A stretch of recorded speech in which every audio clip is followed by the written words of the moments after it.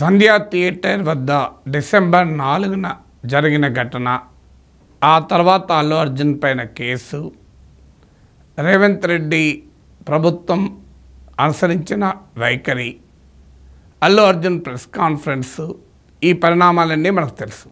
ఇంత జరుగుతున్న పవన్ కళ్యాణ్ ఎందుకు మాట్లాడడం లేదు? పవన్ కళ్యాణ్ కేవలము సినిమా హీరోయే కాదు, ఆయన కుటుంబ సభ్యుడు అల్లు అర్జున్. అలాగే ఆయన ఒక రాజకీయ నాయకుడు, ఒక పార్టీ నాయకుడు. మరి అల్లు అర్జున్ ఈ వ్యవహార వర్సెస్ రేవంత్ రెడ్డిగా తెలంగాణలో రాజకీయం అందామా లేదా సామాజిక చర్చ అందామా, డిస్కోర్స్ అంతా జరుగుతున్నప్పుడు పవన్ కళ్యాణ్ సైలెన్స్ ఏం సమాధానం చెప్తుంది? పవన్ కళ్యాణ్ ఎటువైపు, ఎవరిది రైట్ అంటున్నాడు, ఎవరిది రాంగ్ అంటున్నాడు? ఇలాంటి అనేక ప్రశ్నలు ముసురుకుంటున్న వేళ పవన్ కళ్యాణ్ నోరు విప్పాడు. పవన్ కళ్యాణ్ అన్నట్లు నేను ఎంత ఆబ్జెక్టివ్గా ఉండదలుచుకోవాలనుకున్నానో అంత ఆబ్జెక్టివ్గా ఉండగలగాలో ఉంటున్నాను కూడా అన్నాడు. I'm as objective as possible అన్నాడు. నిజమే, ఎందుకంటే ఆయనకు చాలా కత్తి మీద సామిది. ఎందుకంటే ఆయన పార్టీ, ఆయన మిత్రపక్షమైన భారతీయ జనతా పార్టీ ఇక్కడ పెద్ద ఎత్తున అల్లు అర్జున్ వెనుకేసుకొస్తూ రేవంత్ రెడ్డిని అటాక్ చేస్తున్నారు. రేవంత్ రెడ్డి కావాలని అల్లు అర్జున్ను టార్గెట్ చేస్తున్నారు. అల్లు అర్జున్ రేవంత్ రెడ్డి పేరు తీయకపోవడం ఎందుకు కారణం అంటూ జనసేన పవన్ కళ్యాణ్ మిత్రపక్షం ఆరోపిస్తోంది. ఆంధ్రప్రదేశ్లో బీజేపీ ఏమో నిట్టనిలువునా చీలిపోయింది. పురంధేశ్వరమో అల్లు అర్జున్కు మద్దతుగా ఉంటే విష్ణుకుమార్ రాజు రేవంత్ రెడ్డికి మద్దతుగా ఉన్నాడు. సో పొలిటికల్గా ఏ స్టాండ్ తీసుకోవాలి అనేది ఒక క్వశ్చన్. రెండవది, మెగా అల్లు కుటుంబాల మధ్య విభేదాలంటూ అల్లు అర్జున్ ఫోకస్గా ఎన్నికలకు ముందు నుంచి వైసీపీ ఎమ్మెల్యే అభ్యర్థికి మద్దతుగా అల్లు అర్జున్ వెళ్ళినప్పటి నుంచి నడుస్తుంది డిబేట్. ఈ డిబేట్ అల్లు అర్జున్ వ్యాఖ్యలు, అంతకుముందు పవన్ కళ్యాణ్ సినిమాలపైనే చేసిన వ్యాఖ్యలు, ఒక రకంగా పుష్ప పైన పరోక్షంగా స్మగ్లర్లు హీరోలు అవుతున్నారని చేసిన వ్యాఖ్యలు, ఇవన్నీ కూడా మనం చూసాం. అంటే ఈ పర్సనల్ ఫ్యామిలీ వివాదం కూడా ఇందులో ముసురుకొని ఉంది. సయానా అయిన సినిమా యాక్టర్, సినీ పరిశ్రమలో భాగం. సో ఇన్ని రకాల అంశాలు ముడిపడి ఉన్నప్పుడు ఆబ్జెక్టివ్గా ఎంత ఆబ్జెక్టివ్గా మాట్లాడినా ఎవరికి కావలసిన కంక్లూజన్ వాళ్ళు తీస్తూనే ఉంటారు. You cannot avoid. సో అది కానీ పవన్ కళ్యాణ్ మాట్లాడగలిగినంత జాగ్రత్తగా మాట్లాడాడని అనిపిస్తోంది. కానీ అందులో సటిల్ మెసేజ్ మాత్రం చాలా క్లియర్గా ఉంది. అందులో అనేక రకాల బిట్వీన్ ద లైన్స్ కనుక పవన్ కళ్యాణ్ స్పీచ్, నేను కొన్ని నిమిషాల పాటు ఉంది అది, ఆ స్పీచ్ నేను చాలా జాగ్రత్తగా గమనించాను కూడా. సో ఆ స్పీచ్లో క్లియర్గా Pawan Kalyan between the lines చాలా మాట్లాడాడు. కానీ ఓవరాల్గా సమ్ అండ్ సబ్స్టెన్స్ ఏంటి, కంక్లూజన్ ఏంటి, టోన్ అండ్ టెనర్ ఏంటి అంటే మొదటి సెంటెన్స్లోనే చెప్పాడు, గోటితో పోయేదాన్ని గొడ్డలి దాకా తెచ్చుకున్నారు అని. ఎవరు తెచ్చుకున్నారు అంటే చాలా క్లియర్గా పుష్ప టీం పైన ఆయన బ్లేమ్ మోపాడు. క్లియర్గా పదే పదే పుష్ప టీంను టార్గెట్ చేశాడు, అల్లు అర్జున్ను టార్గెట్ చేయకుండా జాగ్రత్త పడ్డాడు. అల్లు అర్జున్ బాధ్యత ఉంటుంది అని చెప్తూనే ప్రధానంగా సినిమా అనేది టీం వర్క్ అని. సో టీంను ఈ మొత్తం వ్యవహారంలో పుష్ప టీం వ్యవహరించిన తీరును తప్పుపట్టాడు. తెలివిగా పొలిటికల్గా రేవంత్ రెడ్డిని తప్పుపట్టలే, ఫిలిం స్టార్గా అల్లు అర్జున్కి కూడా పెద్దగా తప్పుపట్టలే. అందువల్ల అటు పాలిటిక్స్లోనూ ఇటు ఫ్యామిలీకి ఎంబరాసింగ్గా లేని పుష్ప టీం మీద పడ్డాడు పవన్ కళ్యాణ్. చాలా వ్యూహాత్మకంగా పుష్ప టీం టార్గెట్ చేశాడు. మీరు గమనించండి, పవన్ కళ్యాణ్ అన్న దాంట్లో టీం వాళ్ళు ఎవరైనా చెప్పి ఉండాల్సిందే అల్లు అర్జున్కు. అల్లు అర్జున్ లోపలకు వెళ్ళిన తర్వాత చెప్పి ఉండాల్సిందే. టీం వారికి తెలుసు కదా బయట ఏం జరుగుతుందో అన్నాడు. కానీ రేవంత్ రెడ్డి అసెంబ్లీలో చెప్పింది, పోలీస్ కమిషనర్ చెప్పింది, అల్లు అర్జున్కు ఏసీపీ వెళ్ళి చెప్పాడు. అయినా నేను సినిమా చూస్తానని కూర్చున్నాడు. డీజీపీ అరెస్ట్ చేస్తానని అంటే తప్ప బయటికి రాలేదు. అల్లు అర్జున్కు చనిపోయిందని తెలిసినా కూడా మళ్ళీ వెళ్ళేటప్పుడు చేతులు ఊపుకుంటూ వెళ్ళాడు. ఇది రాష్ట్ర ప్రభుత్వ ఆరోపణ. ఈ ఆరోపణ పైన క్లియర్గా పవన్ కళ్యాణ్ డిస్టెన్స్ అయ్యాడు. ఇక్కడ అల్లు అర్జున్ వైపుగా మాట్లాడాడు. అంటే అల్లు అర్జున్కు ఎవరైనా చెప్పి ఉండాల్సిందే అని.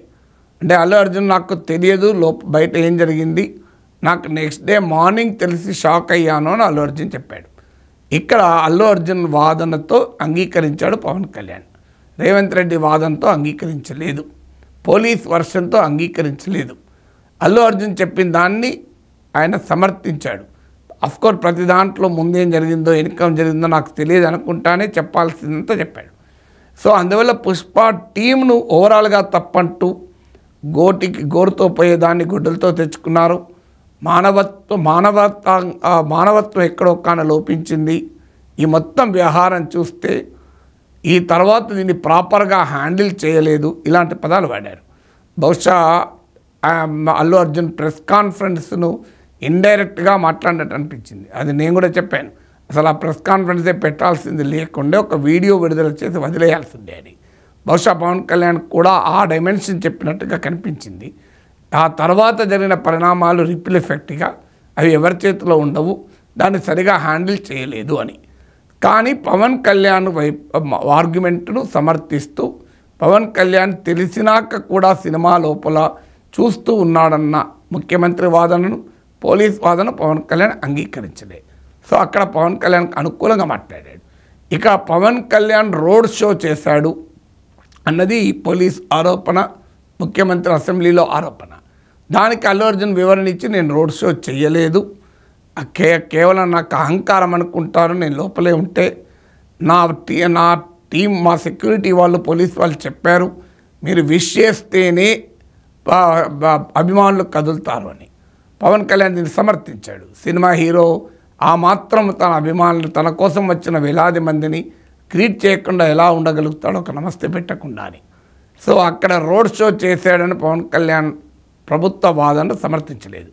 అంటే క్లియర్గా ఈ రెండు అంశాల్లో అంటే తెలిసినాక కూడా పవన్ కళ్యాణ్ అల్లు అర్జున్ సినిమా హాల్లోనే ఉన్నాడు, సినిమా చూసుకుంటూ ఉన్నాడు, సినిమా చూశాక తెలిసినాక రేవతి చనిపోయింది అని తెలిసాక కూడా తన చేతులుపుతూ వెళ్ళాడు అన్న పోలీస్ వాదన విషయంలో కానీ, అలాగే ఈ రోడ్ షో విషయంలో కానీ క్లియర్గా పవన్ కళ్యాణ్ అల్లు అర్జున్ వైఖరిని సమర్థించాడు. రేవంత్ రెడ్డి వైఖరిని సమర్థించలేదు, పోలీస్ వైఖరిని సమర్థించలేదు. ఇక అల్లు అర్జున్ ఎక్కడ తప్పుపట్టాడు అని కనుక మనం పరిశీలిస్తే అల్లు అర్జున్ను పెద్దగా తప్పుపట్టలే. ఎక్కడైనా టీంను టార్గెట్ చేశాడు. పుష్ప టీం అంటే ప్రొడ్యూసరు, డైరెక్టరు ఎవరో ఒకరు అల్లు అర్జున్ వెళ్ళినా వెళ్ళకపోయినా అల్లు అర్జున్ కూడా వెళ్తే బాగుండేది, వాళ్ళ ఇంటికి వెంటనే పోయి ఉండేది, ఎక్కడో అక్కడ మానవత్వం లోపించింది అని వ్యాఖ్యానించాడు.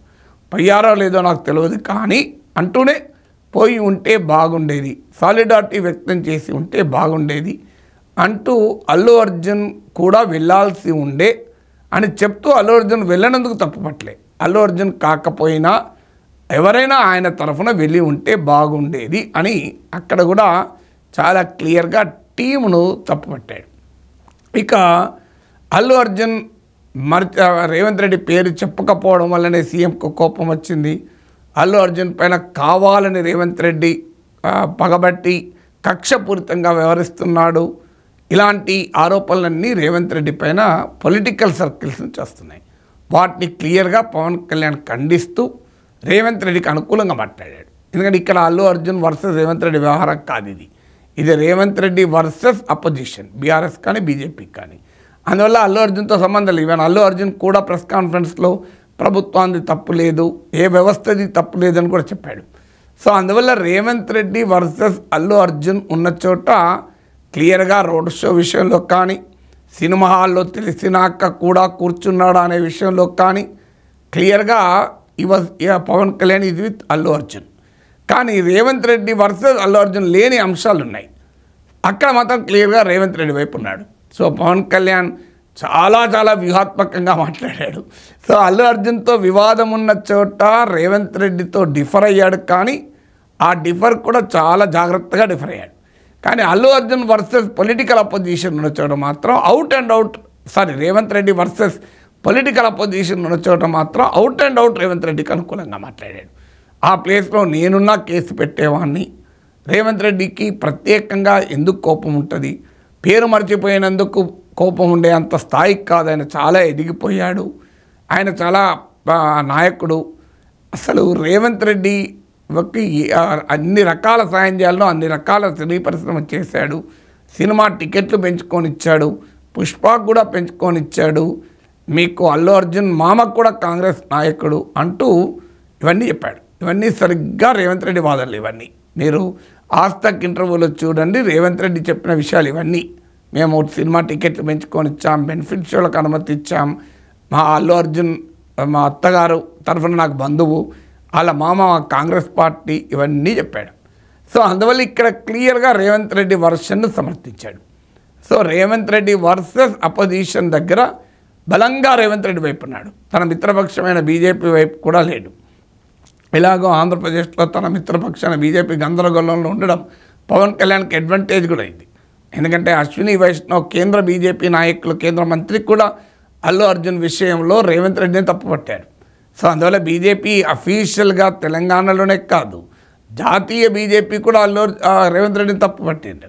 ఆంధ్ర బీజేపీ మాత్రమే చీలిపోయింది. అక్కడ కూడా అధికారికంగా పురంధేశ్వర్ వర్షన్ అధికారికంగా అనుకుంటే ఆమె క్లియర్గా అల్లు అర్జున్కు సమర్థిస్తూ రేవంత్ రెడ్డి తప్పుపట్టారు. కానీ తన మిత్రపక్షంతో ఇక్కడ డిమార్కెట్ చేసుకున్నాడు. తెలివిగా వ్యూహాత్మకంగా రేవంత్ రెడ్డికి మద్దతుగా ఉంటూ ఆ ప్లేస్లో తానున్నా అంతే చేస్తాను, ఎవరున్నా అంతే చేయాలి. ఎందుకంటే కేసు పెట్టకపోతే పోలీసులు అంగీకరించరు, ప్రజలు కూడా అంగీకరించరు. చట్టం ఎవరికైనా ఒకటే, లా విల్ టేక్ ఇట్, లా ఎవరికైనా ఒకటే, లాకు పాపులరు పవర్ఫుల్తో సంబంధం లేదు అంటూ సెలబ్రిటీ వర్సెస్ కామన్ మ్యాన్ అనే అంశంలో ప్రభుత్వాన్ని, రేవంత్ రెడ్డి ప్రభుత్వాన్ని సమర్థించాడు. సో అల్టిమేట్గా ఓవరాల్గా చూసినప్పుడు the way it is badly handle అనే ఒపీనియన్ వ్యక్తం చేస్తూ ఎక్కడో చోట మానవత్వం లోపించింది అన్నాడు. కానీ ఆ మానవత్వం ఎవరిలో లోపించింది అనే విషయంలో అల్లు అర్జున్లో మానవత్వం లోపించిందల్లే. ఓవరాల్గా టీం వ్యవహరించిన తీరులో మానవత్వం లోపించింది అన్నాడు. అక్కడ కూడా వ్యక్తులను ఎవరిని టార్గెట్ చేయలే, సుకుమార్నో ప్రొడ్యూసర్ టార్గెట్ చేయలే. ఈ మొత్తం ఎపిసోడ్లో వ్యవహరించిన తీరులో మానవత్వం లోపించింది.